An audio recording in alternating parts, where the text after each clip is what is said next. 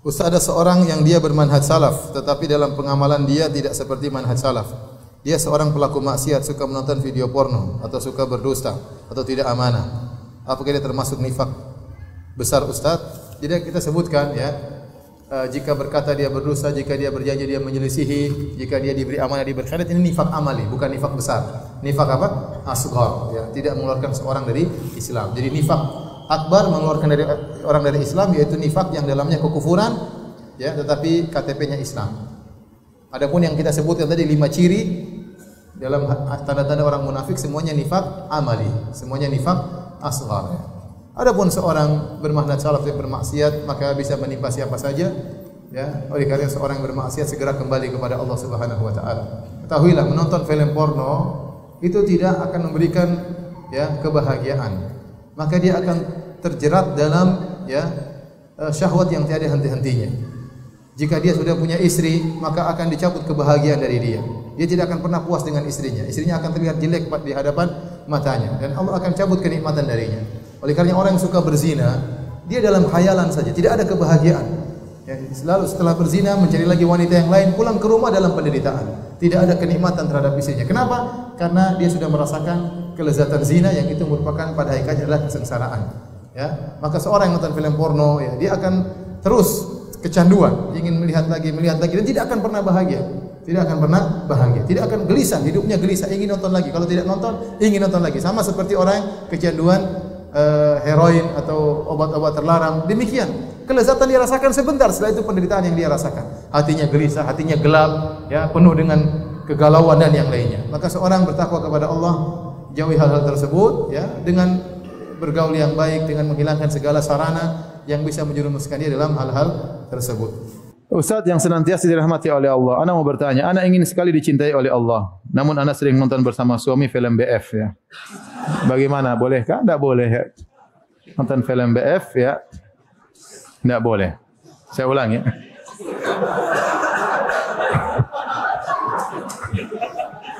Blue film, ya, blue film, ya. Nonton film porno tidak boleh, meskipun pornonya kartun nggak boleh. Sampai Nabi SAW menyampaikan larangan. Ada seorang wanita yang bercerita kepada suaminya tentang sifat wanita lain. Dilarang atau tidak? Dilarang, karena suaminya bisa menghayal. Itu dilarang, apalagi kartun. Yang situ terdengar suara-suara dan macam, apalagi manusia asli. Maka hukumnya apa? Haram. Tentu akan terlihat aurat orang di situ, ya. Dan akhirnya hanya mengotori hati. Akhirnya blue film tersebut hanya ingin menimbulkan syahwat bagi sang lelaki yang sudah tidak bersyahwat kepada istrinya, dan hanya ingin menimbulkan syahwat bagi istri yang sudah tidak bersyahwat kepada suaminya, dan ini merusak. Saya pernah bertemu dengan seorang kerabat istri saya, dia adalah kerja di pengadilan. Dia bilang, Ustaz, saya mengalami banyak kasus perceraian, dan kasus perceraian tersebut 2 sebab yang paling utama. Saya bilang, apa 2 sebab? Yang satu, dia sebutkan karena ada sebagian orang yang saya tidak ingin sebutkan. Yang kedua karena mereka sering nonton apa? Film BF, ya.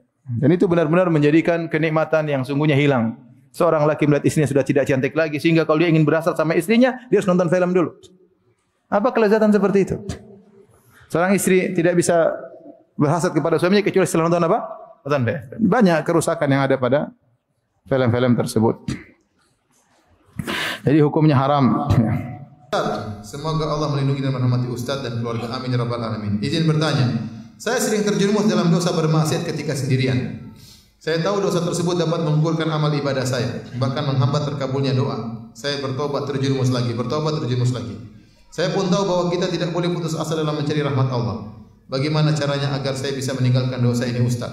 Ini pertanyaan terlalu banyak sampai orang datang kepada saya kemudian menangis di hadapan saya, yaitu melihat, ya, film-film yang tidak benar, aurat-aurat wanita, melihat film porno. Ini kebiasaan anak muda zaman sekarang, anak muda zaman now, ya.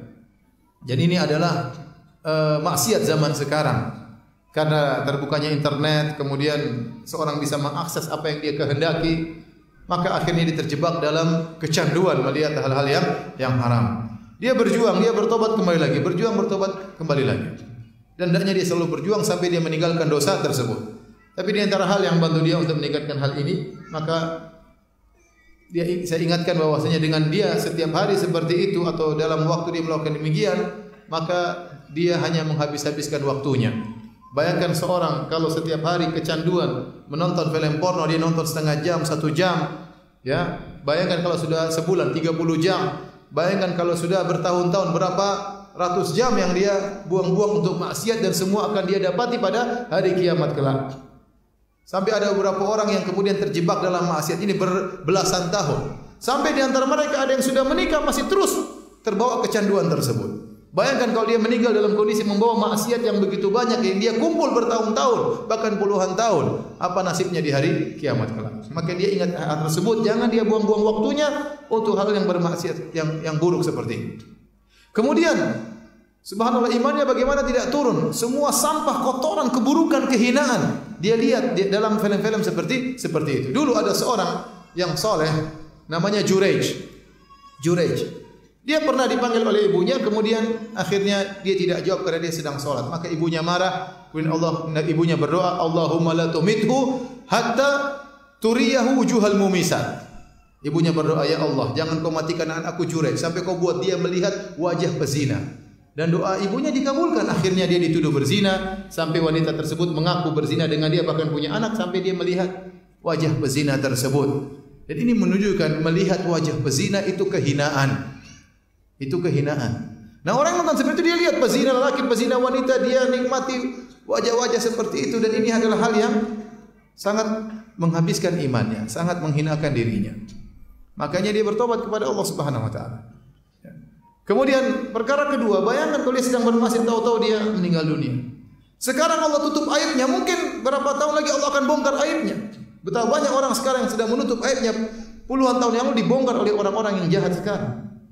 Kalau dia tidak segera bertobat, bisa jadi suatu saat Allah akan bongkar aibnya. Ini itu perkara yang sangat menghinakan apa? Dirinya. Masih mending Allah bongkar aibnya, Allah buat dia meninggal dalam kondisi demikian. Dia sedang asik-asik melihat yang haram, tahu-tahu Allah cabut nyawanya. Maka saya ingatkan, ya hadirin hadirat rahmatillah subhanahu wa ta'ala, seorang kecanduan dengan hal ini, maka dia harus lawan. Ini namanya kecanduan.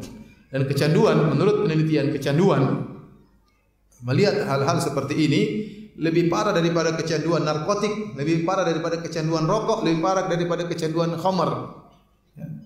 Karena dia terus berfantasi ingin melihat yang bermacam-macam, tidak ada hentinya. Adapun khamar, objeknya cuma satu, itu aja. Adapun morfin, objeknya cuma satu, itu saja. Tetapi film porno objeknya banyak, judulnya banyak, pemainnya banyak, ya. Sehingga dia selalu berfantasi ingin melihat yang baru, sehingga otaknya rusak. Kecanduannya lebih parah daripada kecanduan yang lainnya.